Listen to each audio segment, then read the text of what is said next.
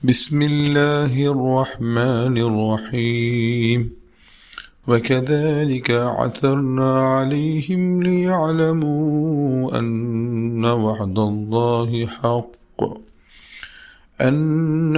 الله حق وأن الساعة لا ريب فيها إذ يتنازعون بينهم أمرهم فقالوا ابنوا عليهم بنيانا ربهم أعلم بهم قال الذين غلبوا على أمرهم لنتخذن عليهم مسجدا.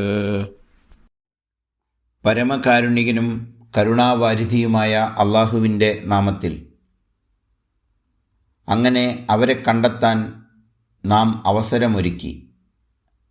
അള്ളാഹുവിൻ്റെ വാഗ്ദാനം സത്യമാണെന്നും അന്ത്യസമയം വരുമെന്ന കാര്യത്തിൽ യാതൊരു സംശയവുമില്ലെന്നും അവരറിയാൻ വേണ്ടി.